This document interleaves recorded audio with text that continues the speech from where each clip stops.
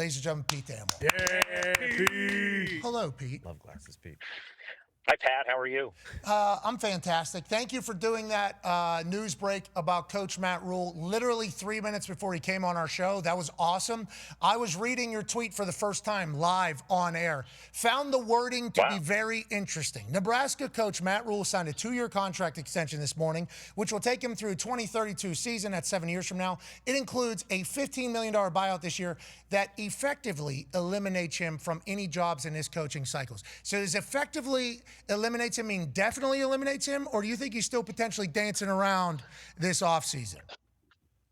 No dancing, Pat. No dancing. Effectively eliminates is just a phrase for tie to repeat in my voice. I think it would have with a little bit of flair. So you can't ever deal in absolutes in the carousel. But Matt Rhule's staying, and this is a clear, searing sign that Matt Rhule is going to be at Nebraska. And really, let's just be blunt. Not go to Penn State, where his closest friend is the athletic director. He's a graduate of there, and they were obviously heavily linked since that job opened.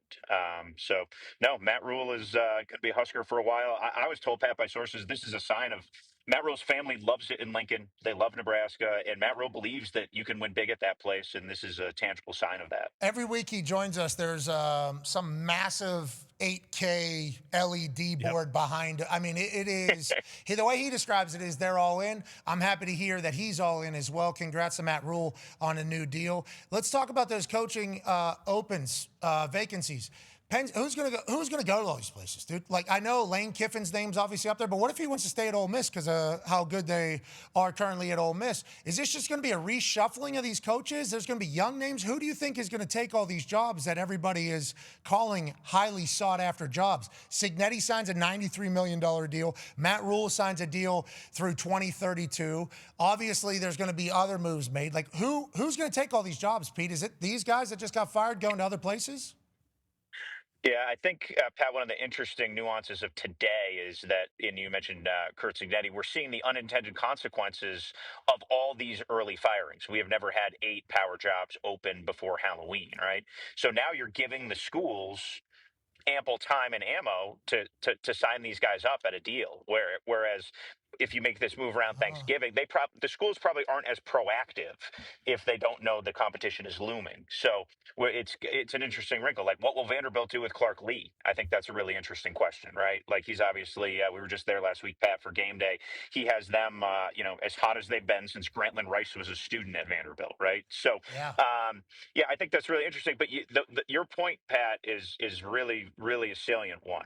There are a lot of jobs open, and the kind of coaches you fire your coach for are starting to disappear from the board. There's only 3 championship coaches sitting in college football right now. They're not going anywhere. And if you're doing what Penn State did, if you're doing what LSU did, you are going to, you are aiming for a national championship, and there are a couple names off the board right now who are some of the better names to go do that. So I heard you had Jeff Landry on the show today, Pat. My phone started to blow up when I landed at the airport in Salt Lake. How'd that go? Okay, so it's Governor Jeff Landry, first of all. Excuse me.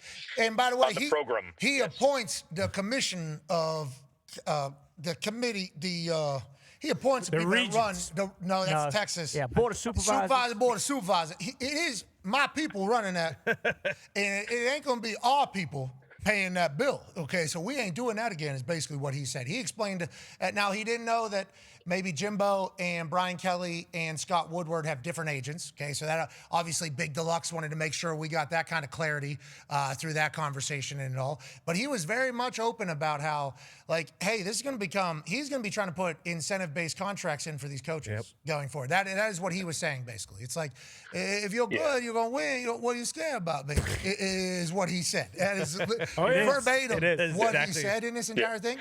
What do you think the reality is of the shift of that potentially happening going forward? Because I tried to tell Governor, and listen, Governor Jeff Landry, he's obviously more in the know than I am about this particular situation, but I tried to tell him, like, hey, this is a freight train that's already gone, brother. He talked about how the NCAA needs to be the ones to fix it, and I told him, hey, the NCAA is saying you guys need to be the ones that are fixing it.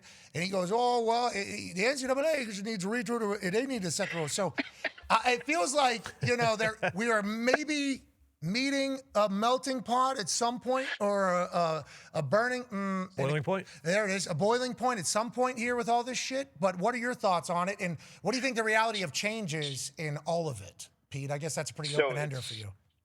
Yeah, no, I appreciate it, Pat. It's a pretty hilarious. We could call it a vexing conundrum, right? You have a job without a school president.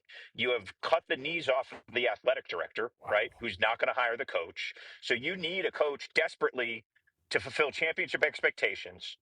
But now, with no president and an AD who you've cut his knees out off, you want him to come without a lot of guaranteed money. That seems to me to be a bit of a contrast in thinking, right? Because and you've compressed the market too, by scaring some coaches off, and then obviously, prompting an economic stimulus to get some signed. They shouldn't so be scared. I think Governor Landry is likely not helping LSU find a better coach. Oh, what do you know, Pete? You're part of the problem now. You got to start looking at the agents with Pete now. There's one guy breaking all the news. Yes. There's one guy breaking all the true. news. I don't know. How many sports insiders here? None. There's only one named Pete Thamel. Who do you think he's got? Somebody's in his pockets. I'll get to the bottom of it. Yeah, Jeff Landry Governor Jeff Landry, sorry, sir, is just awesome because he does, I assume, speak like how a lot of people, and his thoughts are exactly how a lot of people feel, especially in the state of Louisiana. And for us, it's just like, hey, how do you fix it all, brother? I don't know how you, because it's not just. Hell of a ball coach. There's a lot. He would have been an incredible football coach. I could imagine he thought. But yeah, but it's nice to know that there's a governor now that's potentially on the side of like, let's try to fix what college football is as a whole because how much they love it. Now, I'm not saying he can do it alone, but if more would kind of figure this out, we'll continue the incredible growth of the number 2 sport in the United States of America, college football, who only has one insider that we officially know, the authority, Pete Thamel. We appreciate you, buddy. Yeah, Pete. There's some. Hey, hold on, Pete. Hold on, Pete. Pete. Yeah. Yes. I just saw a tweet. The Connor Stalions story just. Oh, yes, that came down today. The NCAA made a ruling on the Central Michigan facet of that case. If you recall, Connor Stalions went in disguise with, remember the sunglasses that allegedly had the videotaping component on the side? That was one of the more fun wrinkles during that very fun time, Pat. I can't stress how much fun that was, that whole case. I do think seriously though, like you guys, we've had some fun with Connor Stalions in the case. There's a handful of coaches whose like careers are over because of this. Small college guys at Central Michigan, they got show causes for multiple years. Jay Costner is one of them, and for getting wrapped up in that scheme. And I like my general thought on that. Jim McElwain's retired; he gets a show cause. Who cares? You got a bunch of coaches who got wrapped up in that scheme, whose careers are at least now diverted, if not significantly altered because of this. So it was. I feel bad for those guys. There's always, people on the other side of like, how the hell story that are just living in the bullshit world that has been caused because of it all. So obviously we send our positive thoughts at, shouldn't be cheating. All right, we appreciate the hell out of you. You're the man. I know that was a lot of fun for you throughout the time of it. Feels like it's completely wrapped up now. Let's move forward. We've pulled up at BYU here, Pat. So thank you. My Uber driver's giving me some funny looks. Okay, sounds good. Tell him. Hey, Mormon's supposed to be nice, I thought. Thankful to be out there. Very patient. He's been very patient with me. You're the man. Ladies and gentlemen, Pete Thamel, thank you. Yeah, Pete.